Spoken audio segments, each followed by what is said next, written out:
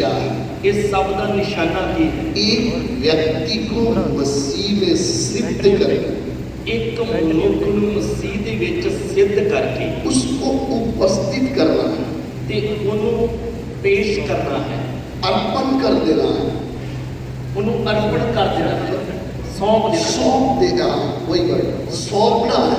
उहनूं सौंपना है। और जब तक सौंपा नहीं जाता है, जदों तक वो सौंपिया नहीं जाता तब तक एक बड़ी जिम्मेवारी है। तब तक एक बड़ी जिम्मेवारी। इसलिए इसलिए बड़े ध्यान से हम लोग परमेश्वर के वचनों को सुनते हैं और समझते हैं। बड़े ध्यान के नाल असीं परमेश्वर के वचनों को सुनते हाँ और समझते हैं। इधर जो प्रभु का दास पौलुस बोलता है कि हम चेतावनी देते हैं, इधर जो प्रभु का दास पौलुस बोलता है कि असीं हरेक मनुख नूं चेतावते हाँ। चेतावनी का मतलब क्या है? एक मनुख नूं चेतावनी देने का मतलब की है? उसको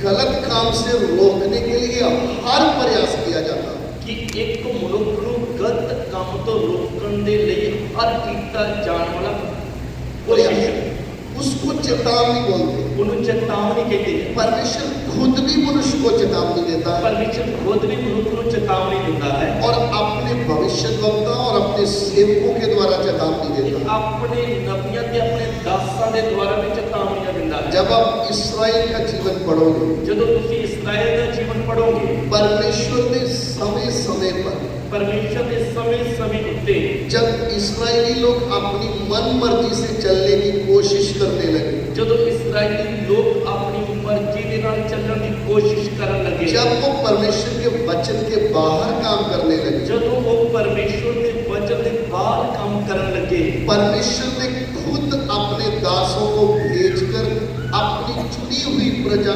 इस्राएल को चेतावनी दी। परमेश्वर ने खुद अपने नबियों को दासां को भेज के अपनी चुनी हुई कौम इस्राएल को चेतावनी दी। और कभी कभी परमेश्वर ने अन्य जातियों को भी चेतावनी दी।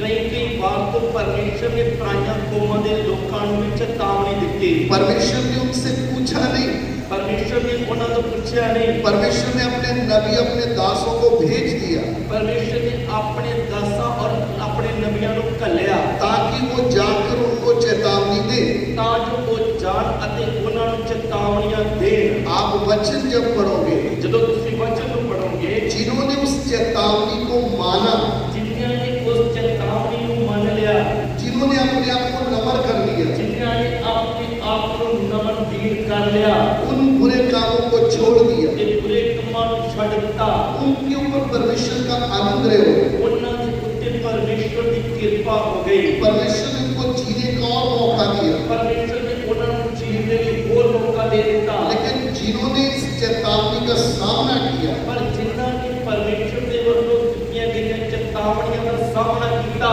परमेश्वर ने उनको समय से पहले ही मार डाला। परमेश्वर ने उन्हां नूं समय तो पहला ही मार दिता।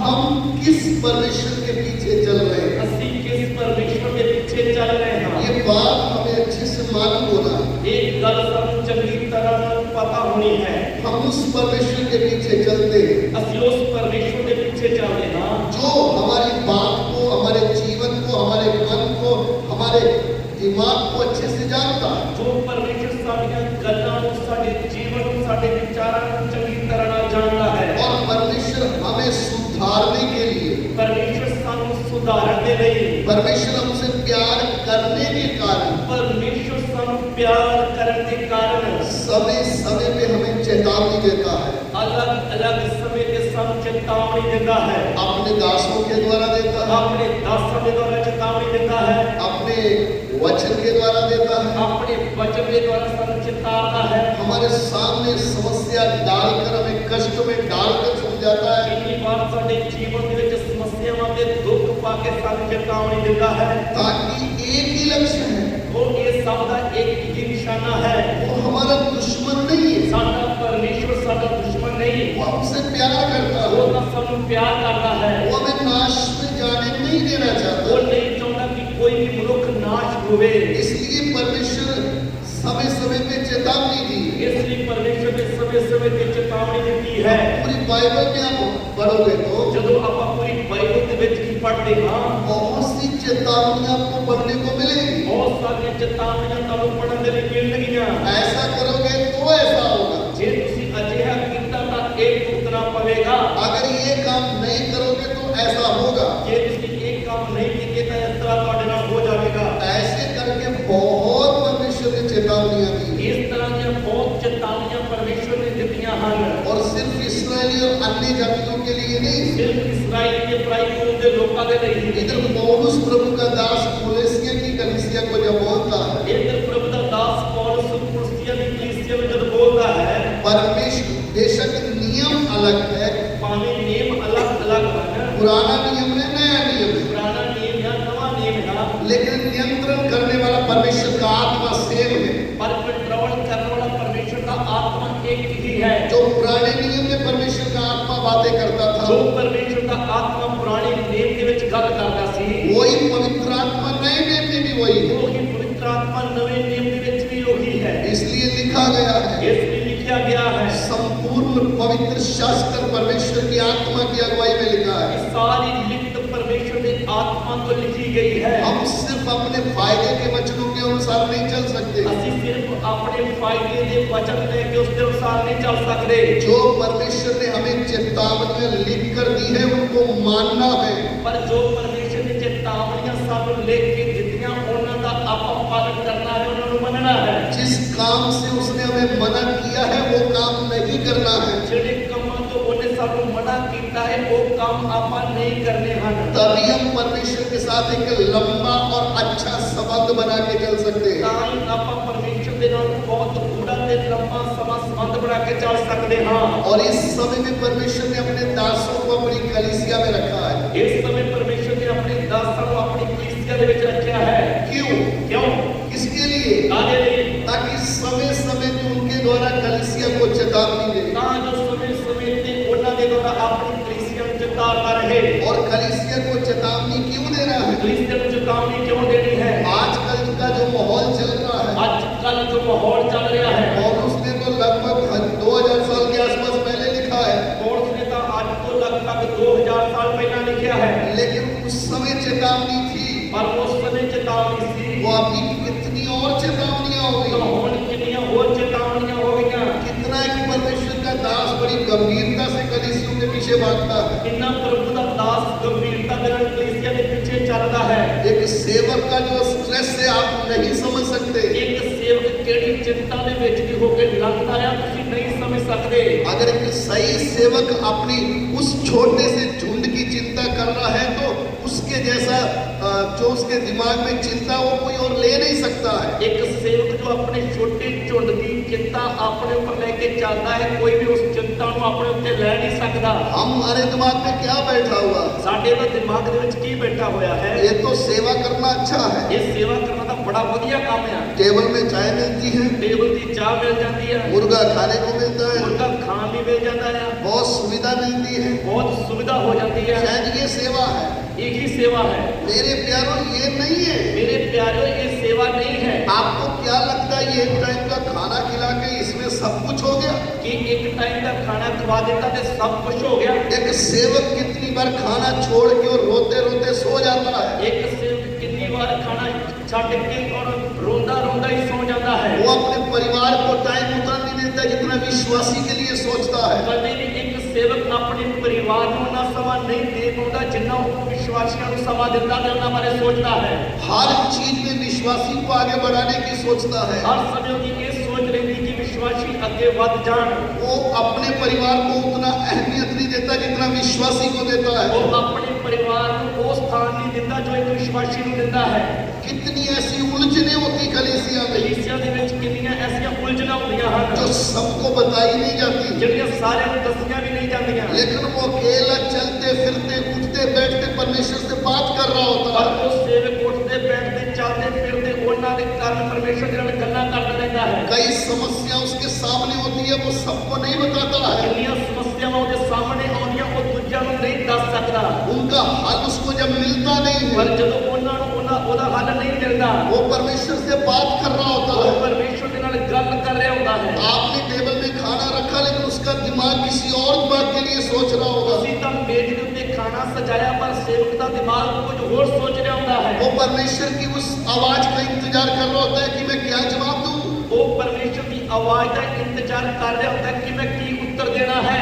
इसी में कई बार गड़बड़ होती है। ऐसे करके कई बार गड़बड़ होती है। कई बार परमेश्वर का आत्मा उसको उभारता है चेतावनी देने के कई लिए। बार परमेश्वर का आत्मा उसको उकसाता है कि चेतावनी देवे। वो जिसके लिए चेतावनी रखी होती है, जिन्हें लिए चेतावनी रखी होती है, उसके पहले कोई आसपास उसके पास आ गया तो सारा उसके ऊपर निकल जाता है। ते उस तो पहला कोई उसके कोल आ गया तो सारा कुछ ਉਹਦੇ ऊपर निकल जाता है। उस समय हम हैरान होते हैं, उस वक्त ਅਸੀਂ भी हैरान ਹੁੰਦੇ ਹਾਂ। मैंने तो कुछ किया नहीं। मैं तो कुछ ਕੀਤਾ ही नहीं। आपने कुछ किया नहीं। ਤੁਸੀਂ कुछ नहीं ਕੀਤਾ। लेकिन जो आने वाले दिन में अपने जीवन में होने वाला होगा वो पहले ही प्रभु ने बता दिया। ਪਰ ਆਉਣ ਵਾਲੇ ਦਿਨਾਂ ਦੇ ਵਿੱਚ ਜੋ ਘਟਨਾ ਤੁਹਾਡੇ ਜੀਵਨ ਦੇ ਵਿੱਚ ਹੋਣ ਵਾਲੀ ਹੈ ਉਸ ਦੇ ਬਾਰੇ ਪਰਮੇਸ਼ਰ ਨੇ ਤੁਹਾਨੂੰ ਪਹਿਲਾਂ ਹੀ ਚੇਤਾਵਨੀ ਦੇ ਦਿੱਤੀ ਹੈ। इसलिए सेवा बोले तो बड़ी गंभीर है। ਇਸ ਲਈ ਸੇਵਾ ਬੋਲਣ ਦਾ ਮਤਲਬ ਬਹੁਤ ਗੰਭੀਰ ਇੱਕ ਕੰਮ ਹੈ। आजकल जैसा सिस्टम नहीं है ਅੱਜ ਕੱਲ ਦੀ ਤਰ੍ਹਾਂ ਪ੍ਰੋਗਰਾਮ ਨਹੀਂ कि चलो फेसबुक में बैठ के प्रचार कर लिया, सब पास्टर ही है। ਕਿ ਫੇਸਬੁੱਕ ਤੇ ਬੈਠ ਕੇ ਤੇ ਪ੍ਰਚਾਰ ਕਰ ਦਿੱਤਾ ਤੇ ਸਭ ਪਾਸਟਰ ਹੀ ਹਨ। एक व्यक्ति को बड़ी जिम्मेवारी है। ਇੱਕ ਵਿਅਕਤੀ ਦੇ ਉੱਤੇ ਬਹੁਤ ਵੱਡੀ ਜ਼ਿੰਮੇਵਾਰੀ ਹੈ। एक पापी व्यक्ति का उद्धार हो गया, उसको सिद्ध करके मसीह को सौंपना है। ਇੱਕ ਵਿਅਕਤੀ ਦੀ ਜਦੋਂ ਮੁਕਤੀ ਹੋ ਗਈ ਹੁਣ ਉਹਨੂੰ ਸਿੱਧ ਕਰਨਾ ਮਸੀਹ ਦੇ ਸਾਹਮਣੇ ਪੇਸ਼ ਕਰਨਾ ਹੈ। कलीसिया पास्टर के खाने का खजाना नहीं है। ਕਲੀਸਿਆ ਪਰਮੇਸ਼ਰ ਦੇ ਖਾਣ ਦਾ ਭੰਡਾਰ ਨਹੀਂ। कलीसिया उसके खाने का खजाना नहीं है।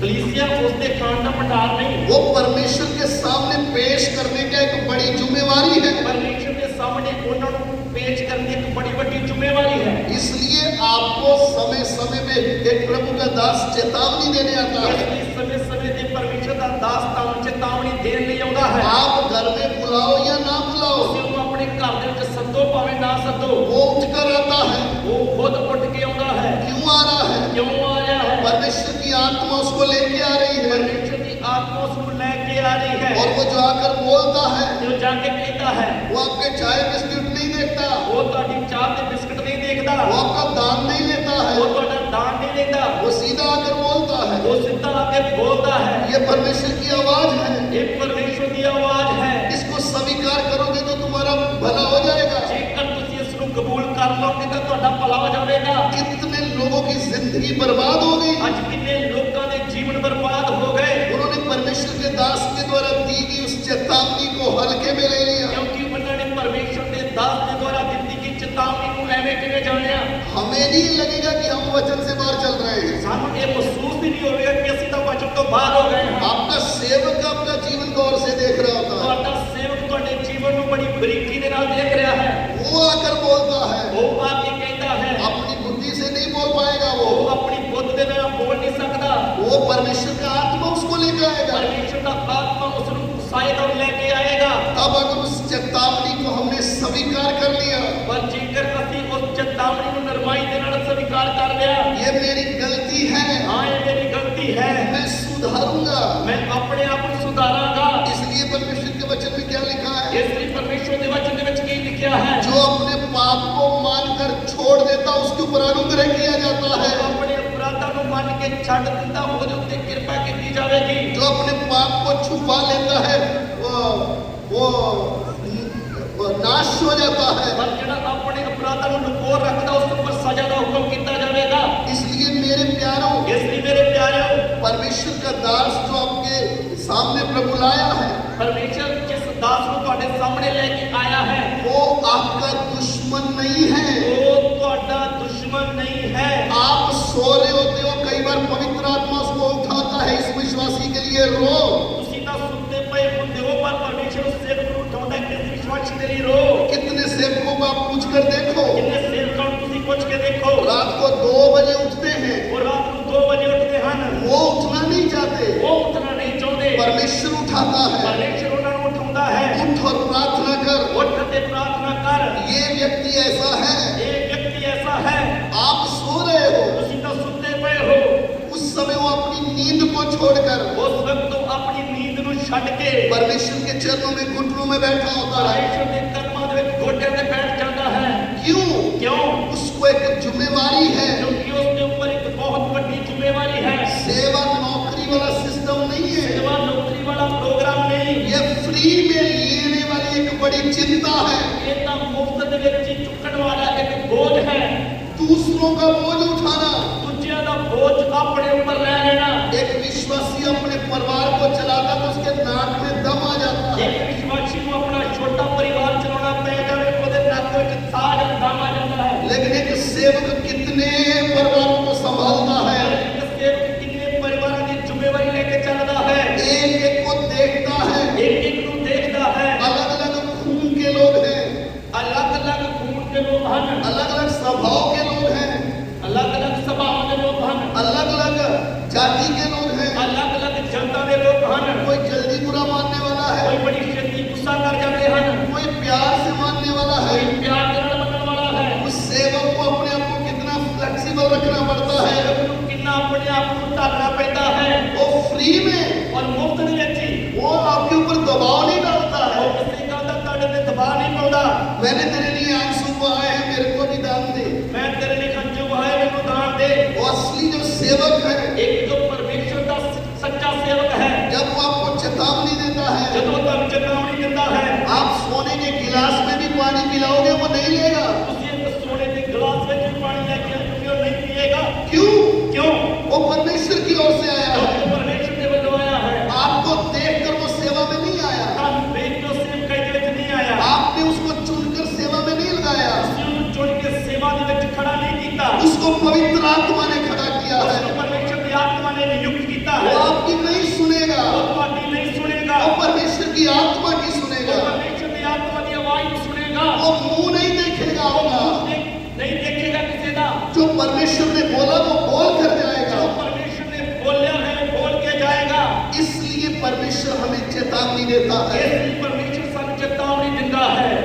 हिजकिय्याह की पुस्तक उसका 33 अध्याय उसका 7 और 8 वचन। हिजकिय्याह ਦੀ ਕਿਤਾਬ ਉਸਦਾ 33 ਅਧਿਆਇ ਉਹਦਾ 7 ਅਤੇ 8 ਵਚਨ।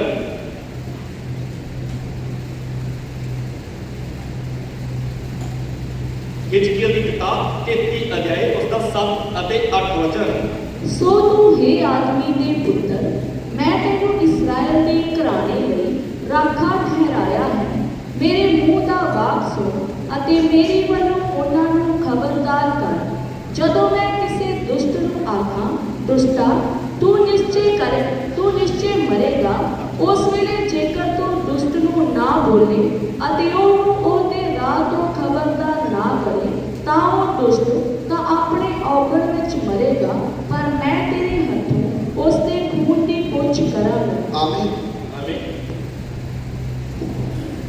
इसलिए हे मनुष्य के संतान, मैंने तुझे इस्राएल के घराने का पहरुआ ठहरा दिया है। तू मेरे मुंह से वचन सुन सुनकर उन्हें मेरी ओर से चेता दे। यदि मैं दुष्ट से कहूँ, हे दुष्ट तू निश्चय मरेगा, तब यदि तू दुष्ट को उसके मार्ग के विषय ना चिताए, तो वह दुष्ट अपने अधर्म में फंसा हुआ मरेगा, परंतु उसके खून का लेखा मैं तुझी से लूंगा।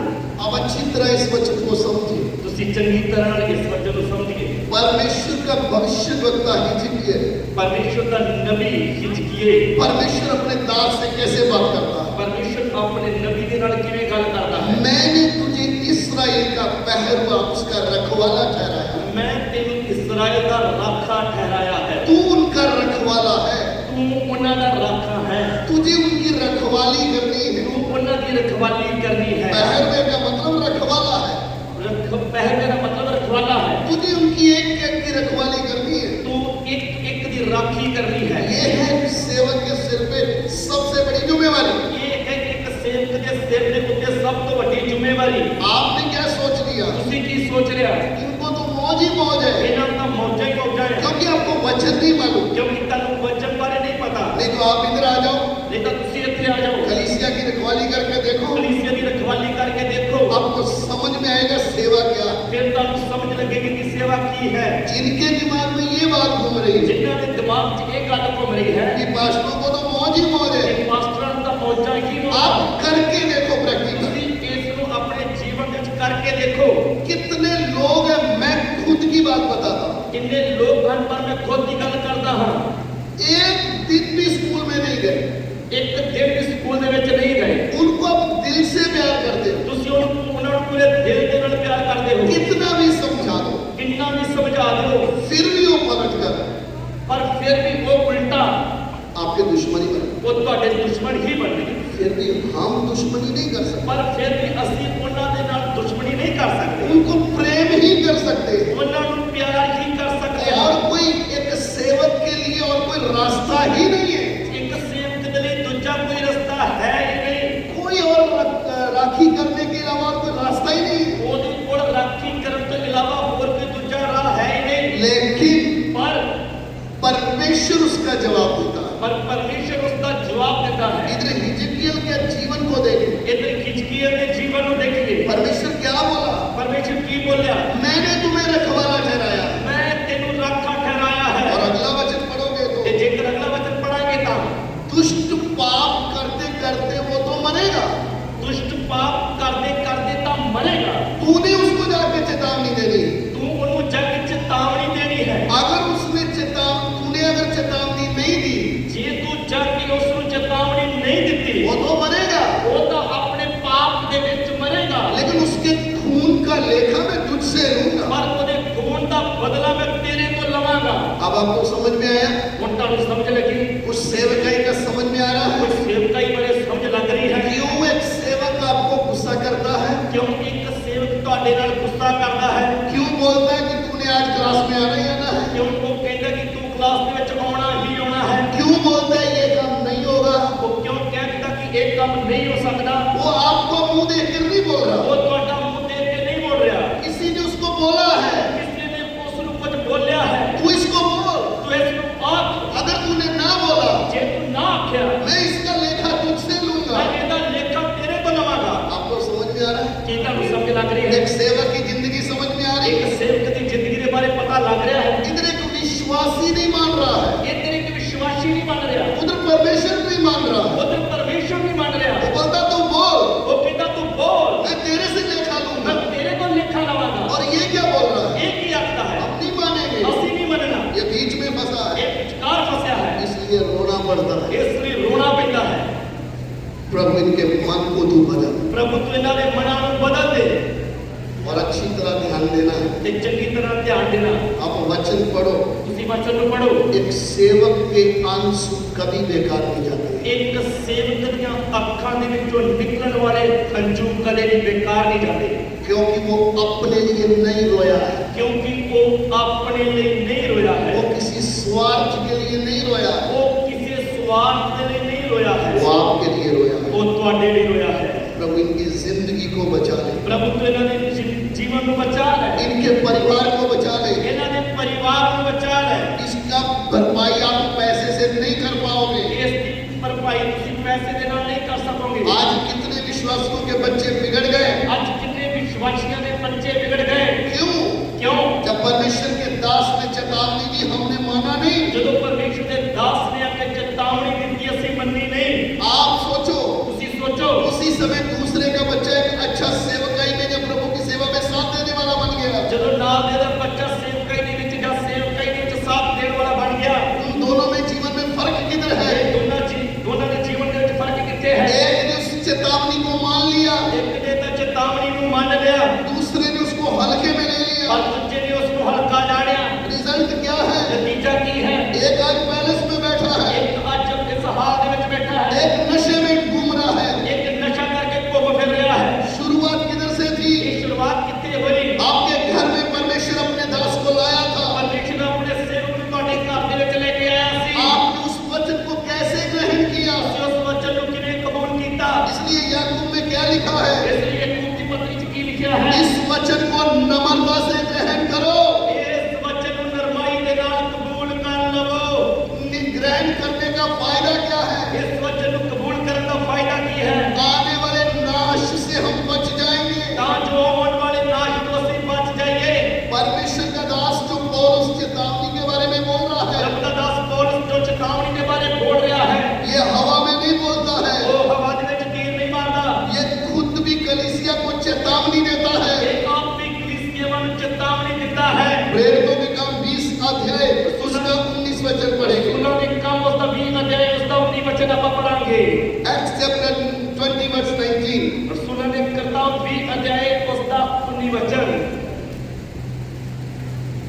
ਕਿ ਮੈਂ ਬਹੁਤ ਅਧੀਨਗੀ ਨਾਲ ਹੰਝੂ ਵਹਾ ਵਹਾ ਕੇ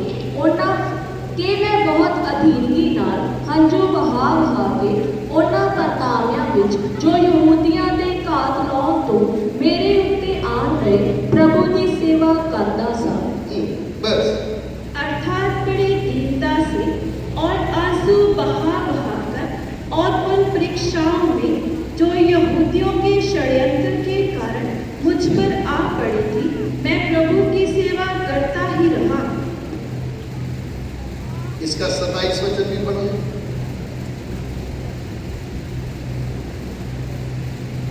क्यों जो मैं कहानू परमेश्वर की सारी मत दसन तो नहीं चलिया, क्योंकि मैं परमेश्वर के सारे अभिप्राय को तुम्हें पूरी रीति से बताने से ना झिझका। 31 भी पढ़ ले। 31 भी पढ़ रहा हूं। इस करके जागते रहो अते याद रखो, जो मैं तिन्ना वरिया तीकर रात दिन रो रो के हरेक को चिताऊं तो नहीं टलिया। इसलिए जागते रहो और स्मरण करो कि मैंने 3 वर्ष तक रात दिन आंसू बहा बहाकर हर एक को चेतावनी देना ना छोड़ा। इधर प्रभु का दास क्या बोल रहा है? इधर प्रभु का दास की बोल रहा है? इसने 3 साल इफ्सुस में सेवा की है। उन्होंने अफसुस में रह के 3 साल सेवा की है। अफसुस के प्राचीनों को बुलाया है, अफसुस के बुजुर्गों को बुलाया है, सामने बिठाया है, अपने सामने बिठाया है। बिठाकर क्या बोल रहा है? बिठा के की बोल रहा है? मैंने 3 साल आंसू बहा बहा के तुम्हें चेतावनी दी है। मैं 3 साल हंझू बहा बहा के तुम्हें चेतावनी दी है। परमेश्वर का दास आपके सामने रो पड़ा। परमेश्वर का दास तुम्हारे सामने रो गया। वो कितना प्यार करता है आपको, वो कानू कितना प्यार करता है। वो भूखा बैठा हो कभी रोकर आपके पास नहीं आया। वो भूखा बैठा इस कारण तुम्हारे कोल नहीं आया। उसने अपने जीवन में भूख का सामना किया लेकिन वो रोया नहीं। उसने अपने जीवन में भूख का सामना भी किया, तामी और रोया नहीं। रोया कब? रोया कदों? जब आप पाप में गिर गए, वो आपके सामने बैठ के रो रहा था। ਜਦੋਂ ਤੁਸੀਂ ਪਾਪ ਦੇ ਵਿੱਚ ਡਿੱਗ ਗਏ, ਉਹ ਤੁਹਾਡੇ ਸਾਹਮਣੇ ਬੈਠ ਕੇ ਰੋ ਰਿਹਾ ਸੀ। क्यों रो रहा था? ਕਿਉਂ ਰੋ ਰਿਹਾ ਸੀ? आपसे पैसा मांगने नहीं आया। ਤੁਹਾਡੇ ਤੋਂ ਪੈਸਾ ਮੰਗਣ ਦੇ ਲਈ ਨਹੀਂ ਆਇਆ। उसको पता चल गया आपका जीवन नष्ट होने वाला है। ਕਿਉਂਕਿ ਉਸ ਨੂੰ ਪਤਾ ਲੱਗ ਗਿਆ ਤੁਹਾਡਾ ਜੀਵਨ ਨਾਸ਼ ਹੋਣ ਵਾਲਾ ਹੈ। जैसे परमेश्वर आपको प्यार करता है, ਜਿਵੇਂ ਪਰਮੇਸ਼ਰ ਤੁਹਾਨੂੰ ਪਿਆਰ ਕਰਦਾ ਹੈ, ऐसे एक सेवक आपको प्यार करता है। ਇਸੇ ਤਰ੍ਹਾਂ ਇੱਕ ਸੇਵਕ ਵੀ ਤੁਹਾਨੂੰ ਪਿਆਰ ਕਰਦਾ ਹੈ। मेरे प्यारों, ਮੇਰੇ ਪਿਆਰਿਓ, हम जब तक परमेश्वर के इस वचन की गहराई को नहीं समझेंगे, ਜਦੋਂ ਤੱਕ ਅਸੀਂ ਪਰਮੇਸ਼ਰ ਦੇ ਵਚਨ ਦੀ ਗੰਭੀਰਤਾ ਨੂੰ ਨਹੀਂ ਸਮਝਾਂਗੇ, तब तक हमारे जीवन में आत्मिकता नहीं आएगी। ਉਦੋਂ ਤੱਕ ਸਾਡੇ ਜੀਵਨ ਦੇ ਵਿੱਚ ਆਤਮਿਕਤਾ ਨਹੀਂ ਆਵੇਗੀ। हम परमेश्वर के वचन को लापरवाही से लेंगे, ਅਸੀਂ ਪਰਮੇਸ਼ਰ ਦੇ ਵਚਨ ਨੂੰ ਲਾਪਰਵਾਹੀ ਦੇ ਨਾਲ ਲੈ ਲਵਾਂਗੇ। हमारे जीवन में परमेश्वर का काम नहीं होगा। ਸਾਡੇ ਜੀਵਨਾਂ ਦੇ ਵਿੱਚ ਪਰਮੇਸ਼ਰ ਦਾ ਕੰਮ ਨਹੀਂ ਹੋਵੇਗਾ। वो आपके सामने आंसू बहा के आपको चेतावनी देने आया है। ਉਹ ਆਪਣੀਆਂ ਅੱਖਾਂ 'ਚੋਂ ਹੰਝੂ ਬਹਾ ਕੇ ਤੁਹਾਨੂੰ ਚੇਤਾਵਨੀ ਦੇਣ ਦੇ ਲਈ ਆਇਆ ਹੈ। मैंने ऐसे भी प्रभु के दासों के बारे में सुना और देखा है, ਮੈਂ ਇਸ ਤਰ੍ਹਾਂ ਦੇ ਵੀ ਪ੍ਰਭੂ ਦੇ ਦਾਸਾਂ ਨੂੰ ਸੁਣਿਆ ਤੇ ਵੇਖਿਆ ਹੈ, जिनके घर का सदस्य मरने पर भी वो रोए नहीं, ਜਿਨ੍ਹਾਂ ਦੇ ਪਰਿਵਾਰ ਦਾ ਜੀ ਮਰਨ ਤੇ ਵੀ ਉਹ ਰੋਏ ਨਹੀਂ। लेकिन एक पापी व्यक्ति के लिए आंसू बहा बहा कर वो फूट फूट कर रोए हैं। ਪਰ ਇੱਕ ਪਾਪੀ ਦੇ ਲਈ ਹੰਝੂ ਬਹਾਉਂਦੇ ਹੋਏ ਉਹ ਕੁੱਬਾ ਮਾਰ ਮਾਰ ਕੇ ਰੋਏ ਹਨ। एक विश्वासी के लिए वो फूट फूट कर रोए हैं। ਇੱਕ ਵਿਸ਼ਵਾਸੀ ਦੇ ਲਈ ਵੀ ਉਹ ਕੁੱਬਾ ਮਾਰ ਮਾਰ ਕੇ ਰੋਏ ਹਨ। क्यों? ਕਿਉਂ? परमेश्वर का आत्मा को आपके पास लेकर आया है। ਪਰਮੇਸ਼ਰ ਦਾ ਆਤਮਾ ਉਹਨਾਂ ਨੂੰ ਤੁਹਾਡੇ ਕੋਲ ਲੈ ਕੇ ਆਇਆ ਹੈ। चेतावनी सिर्फ गुस्से से नहीं है, ਚੇਤਾਵਨੀ ਸਿਰਫ ਗੁੱਸੇ ਦੇ ਨਾਲ ਨਹੀਂ, वो आपके लिए बंद कमरे में बैठकर आंसू बहा रहा है। ਉਹ ਇੱਕ ਬੰਦ ਕਮਰੇ ਦੇ ਵਿੱਚ ਬੈਠ ਕੇ ਤੁਹਾਡੇ ਲਈ ਹੰਝੂ ਬਹਾ ਰਿਹਾ ਹੈ। इसलिए जब वो आपके पास आया है, ਇਸ ਲਈ ਜਦੋਂ ਤੁਹਾਡੇ ਕੋਲ ਆਇਆ ਹੈ, वो आंसू बहा रहा है, ਉਹ ਹੰਝੂ ਬਹਾ ਰਿਹਾ ਹੈ। आप उसकी कदर नहीं करोगे। ਜੇਕਰ ਤੁਸੀਂ ਉਸ ਦੀ ਕਦਰ ਨਹੀਂ ਕਰੋਗੇ स्वर्ग इन आंसुओं का मूल्य आपको वापस देगा। ਤਾਂ ਸਵਰਗ ਉਹਨਾਂ ਹੰਝੂਆਂ ਦਾ ਮੁੱਲ ਤੁਹਾਨੂੰ ਵਾਪਸ ਦੇਵੇਗਾ। उसकी भरपाई आप कर नहीं पाओगे। ਉਹਦੀ ਭਰਪਾਈ ਤੁਸੀਂ ਕਦੇ ਵੀ ਕਰ ਨਹੀਂ ਸਕੋਗੇ। परमेश्वर आपके विरुद्ध में खुद